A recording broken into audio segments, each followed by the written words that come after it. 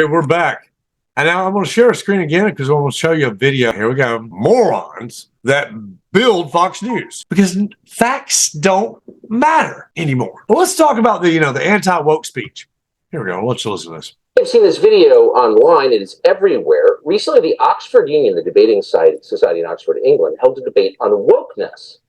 And from out of nowhere, a podcast host and comedian called Konstantin Kisin defied the odds and won over the audience on a college campus with force and brilliance. And if you're wondering how he did it, here's how. This country is responsible for 2% of global carbon emissions, which means that if Britain was to sink into the sea right now, it would make absolutely no difference to the issue of climate change. You know why?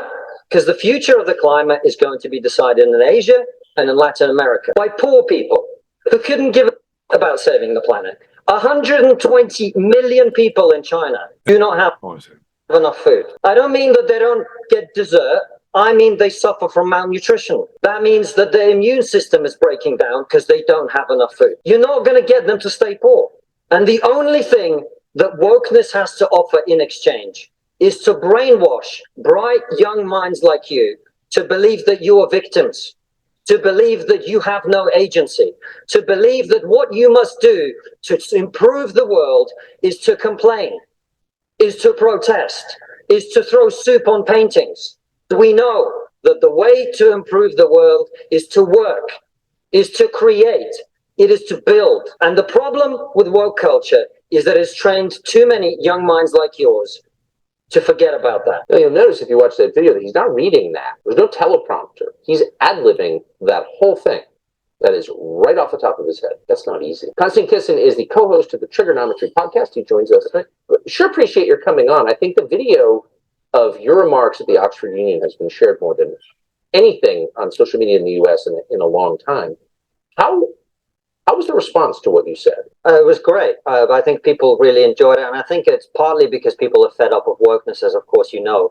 But I think also there's another thing going on, Tucker. We live in a society in which adults are afraid of children and young people in particular. And so when you see somebody who is an adult talking to young people and being straight with them and saying, look, if you care about certain issues in the world, if you care about climate change or racial injustice or whatever, whining and complaining is not going to fix that problem. That we need young people to step up and actually work and build and create things. And as I said in the speech, to create the technology and the science that is going to help solve all the problems of the future. So I think that's one of the reasons it's gone so viral. And the feedback has been incredible. I really haven't received any negative feedback at all. It's been very, very positive. So I'm very grateful for that. And you are right about one thing. Let me tell you. He is right about, the wokeness part about people don't want to work. I have seen that so much in these last several years, actually. It's the age of entitlement. And they think everything is just going to be handed to them. They don't have to do the work for it no more. Everything should just be point and click, and they got it. That doesn't fix anything. All it does is just make it's a convenience. That's not the way of life, even though it's becoming that way, because everybody wants to be this little, into their phones or what, and, do everything to listen and pay attention. They said the average person listens probably maybe less than 3 minutes of anything because their mind's already on something else. That's what fast pace has done. We can't just sit still and listen to one thing anymore. We have to constantly be doing this and doing that and doing this and doing that. We get nothing done. So many people out there don't get stuff done because they're all over the place. And I don't see a lot of people wanting to work. There's not a lot of people, like I said this morning, one person at McDonald's doing it all. She wanted to work. She had to work. She's probably one of the people, because if it was me, I probably would have said, take this job and shove it, but she probably had to have the money. She probably had to have that paycheck to make sure that her kids got food or whatever it is that she had to do. She sacrificed sanity to stay in that job and do it all by herself. And I give her, amazing kudos to attend it this morning at McDonald's, whoever you are. And if anybody else is out there listening locally, it was the Manchester Expressway location at 5 a.m. So, we need to start giving more praise to people that deserve it. Everybody wants, I agree on some of the things too, like participation awards. So when we started that, we created the spiral effect that Everybody's going to get a reward anyway. So why bother? Why try? Why do our best when we just going to already get something anyway? It's not a competition anymore, is it? It's more of but it's called teamwork. That's really the premise behind participation awards. You got out there, you did your part, and you were part of the team, and you helped them get to this point. Thank you. It's not that hard. Remember the premise behind building teamwork.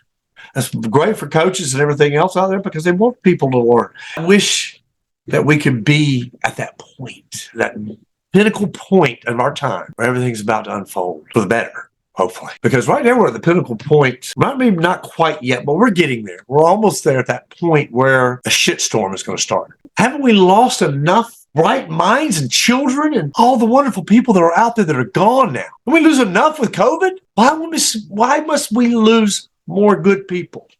Oh, I forgot. You don't think they're good because you're the best, right? We are right now facing possibly a third world war. I mean, we don't have troops on the ground over in Ukraine as far as ready to go.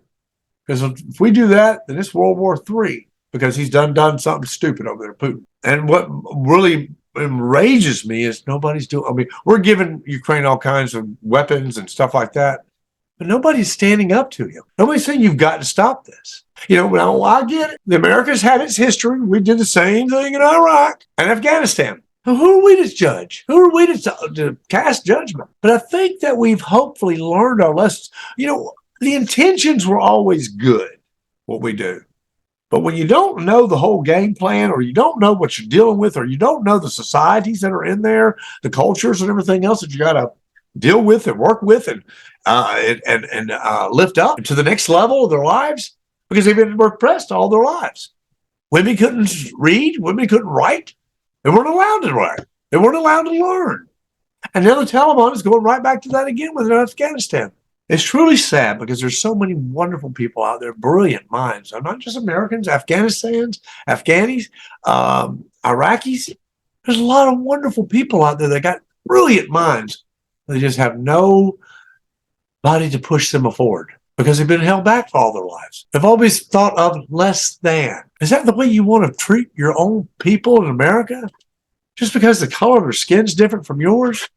Or just because they sleep with a different sex than you? We've come so far in life, and it's just saddening that we continue to want to destroy ourselves. We shouldn't even be at the brink of Third World War. We should be at a peaceful stage and all around.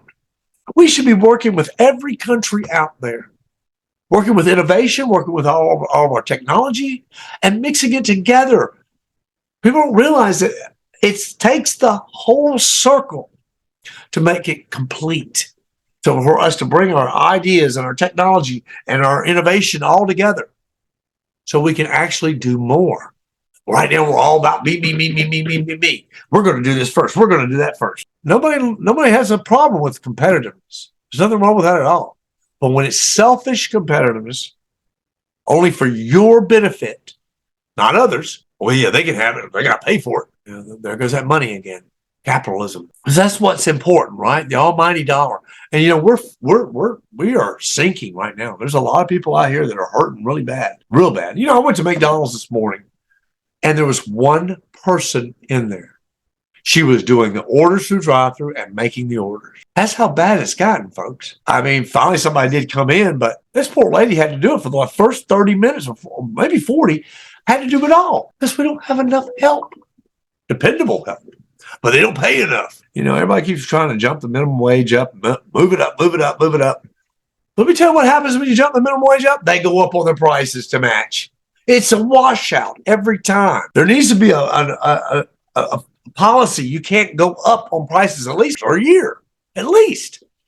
That way people can actually make a little bit of money. Oh my God, this is going to hurt their bottom line. They might not get stock options and everything else and bonuses. Think about all the people out there that work every day harder than you do, but you're the one sitting there with all the bonuses, all the great millions of dollars while these people are suffering. Can't even go to a doctor to get an antibiotic because they got the flu or they got a cold. We don't care about each other.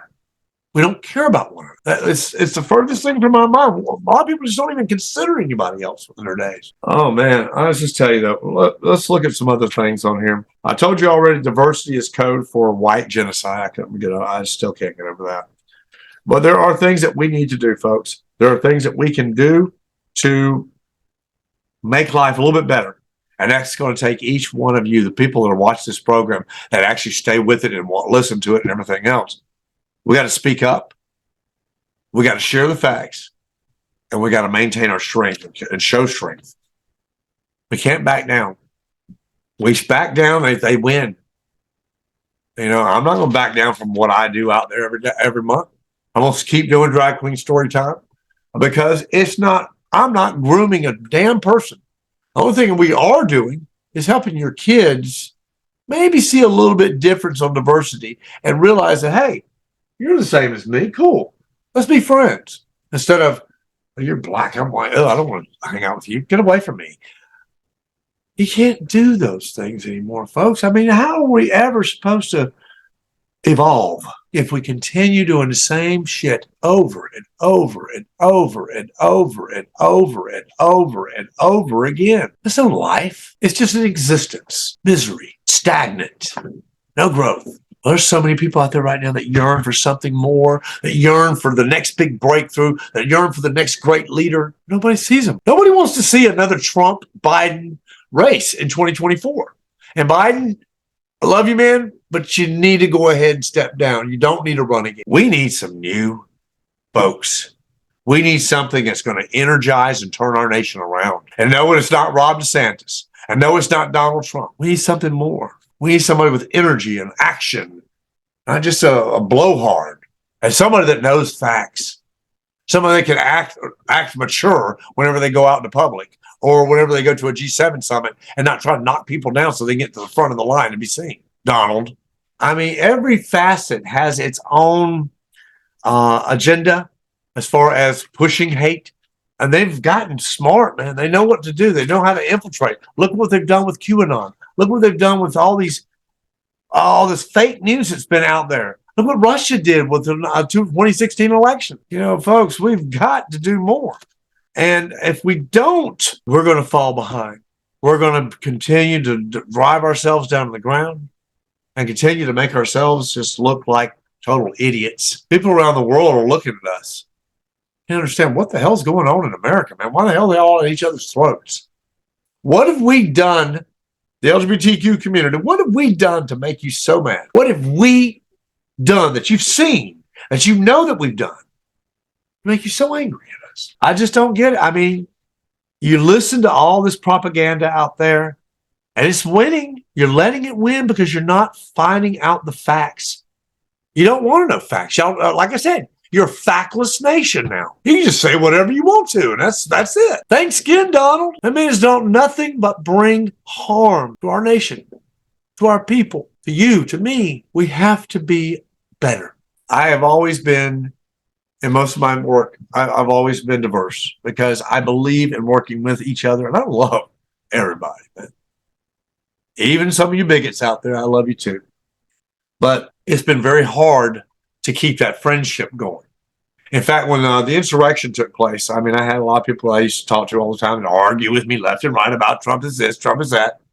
When the insurrection took place, that's almost done with it. I don't want to hear another thing you got to say. Man created havoc. He led an insurrection on our capital to try to hold on to power. You don't see that, though. You think that he won the election, fair and square. It was stolen from him. No, it wasn't. There's never 1 inch of clue. These are his people. Barr, the attorney general, had to step down because he's just like, you're crazy, man. And I'm glad that good people did something to stop him from sending that memo that would have created a whole new vast issues with our election system. It would have took all credibility off of our elections. He just wanted them to lie. This is what he said.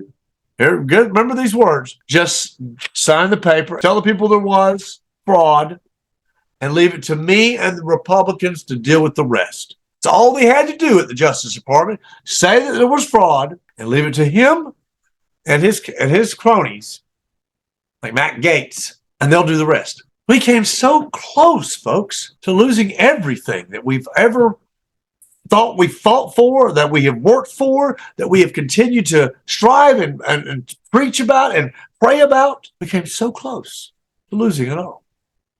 But because of a few good men who threatened to walk out on him, he would have no Justice Department whatsoever. Everybody that was the head of the department in there, everybody that was a head assistant attorney general, wanted to resign, every one of them, if he sent that note and appointed Jeff Clark, the idiot, who was an environmental lawyer, had no experience whatsoever in a courtroom, as the head of the Justice Department. We have to rise above all this insanity. I tell you, he's the mastermind of being insanity. We have to reflect. It's very important that we do that every day, folks. A lot of people pray. I pray, but I also reflect, try to think what I could have done better. What this incident right here could have done if I had made a different decision. And we're always faced with those type of, heaven and hell decisions that we have to make. That can make you or break you. We have to make those decisions all the time in life. But right now, there's a lot of people out there making the wrong decision. To jump on the bandwagon again of Trump, to jump on the bandwagon of hate. But I've seen our nation come together and truly lift each other up during certain periods of time in our lives and our history and everything. And I know we can do it again. It just takes time. It takes patience. It takes love. It takes selflessness. You'd be surprised the things that you are capable of doing for people. And maybe then, hopefully, we can all rise above insanity. Thank you so much. You all have a wonderful day, and I'll see you tomorrow.